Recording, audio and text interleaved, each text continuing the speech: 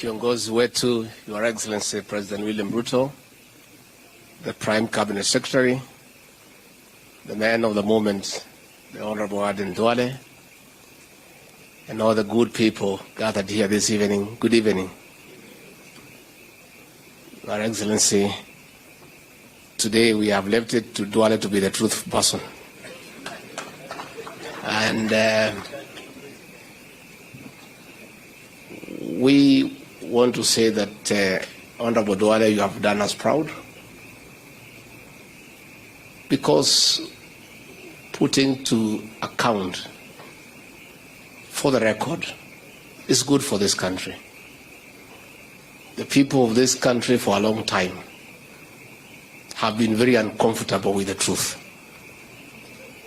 Very uncomfortable. And this is a new beginning. Most of them have a few problems with us because of being truthful. As we have just spoken, we have put nothing on record. At least Honorable Duale has started putting it on record. It's the right thing to do. And Your Excellency, I will not be writing anything shortly because I don't think Kenya is ready yet for me to put on record what I need to do. I think let me allow Professor Kindiki, the Attorney General, Papa Aroma, a few people to get, it's a gradual thing, to get Kenyans to get used to the truth. In another 2, 3, 4 years, when I assess, Your Excellency, with your guidance, that these Kenyans need to hear the story on the difficult journey of the ascendancy of President William Ruto to the presidency and the futile attempts to stop him. We'll record that when the time comes. And it will be interesting.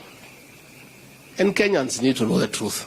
Your Excellency, what the Honorable Duale has done is a very big step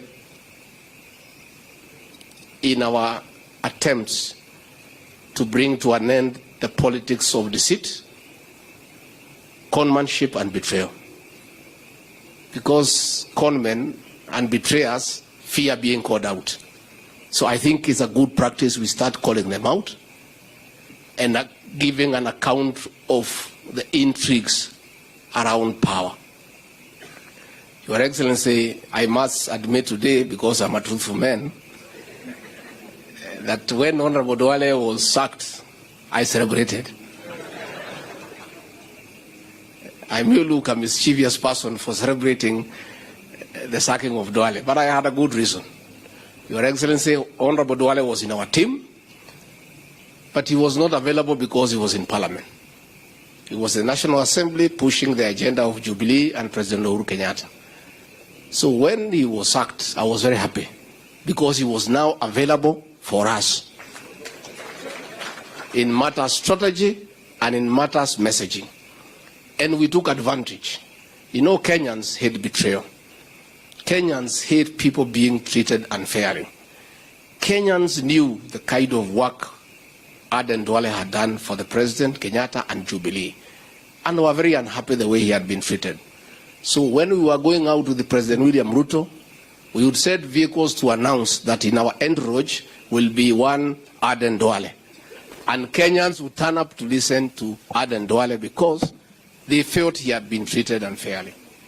The same thing happened with Kithure Kindiki. When he was Deputy Speaker, he was not available to strategize for us. So when he was shown the door, the man was available 24/7. The same with Murkomen. So in a way, one of these days, when President UHURU Kenyatta gets time and compassion to give me an audience, I'll thank him for chasing away these people. Because by doing so, he created a solid team that had a great resolve to succeed. Because the truth be said, if William Ruto had lost, it would have been very difficult for this team.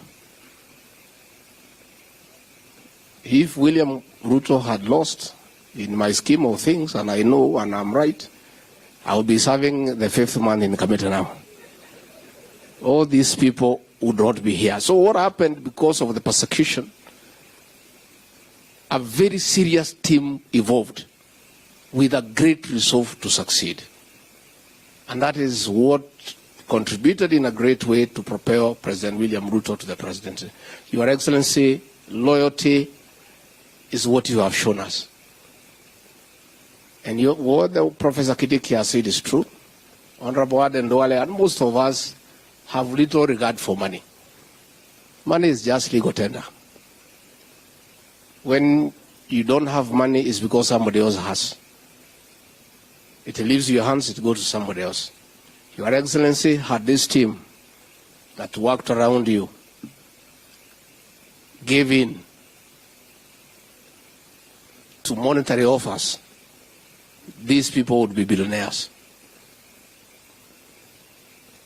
Money was offered left, right, and center for the betrayal of William Ruto.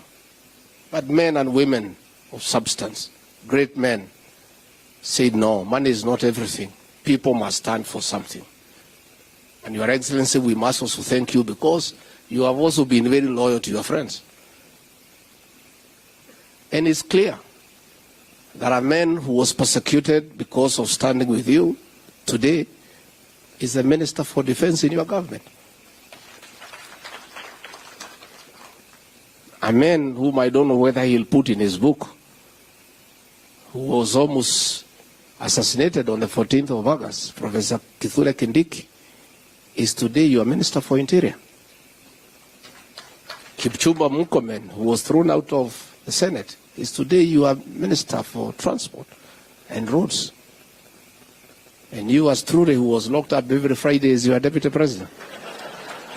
Your Excellency, it's about you. This loyalty is you. And I think it's a good thing for this country that people must know you must stand for something. And you must stand for what you believe in. Because it's important. So I want to say, Honorable Duale, thank you very much. I met Honorable Duale when we were in ODM. By the way, all of us were in ODM. President William Ruto was in ODM. Retired President Uhuru Kenyatta was in ODM. I was in ODM. Musalia was in ODM. So these young boys who came to ODM the other day, they should respect us as they are seniors in ODM. And we developed a good relationship with the Honorable Duale. Later on, we did one or two things in business. And he's also a man of honor. If you do a business together, he'll do what you have agreed.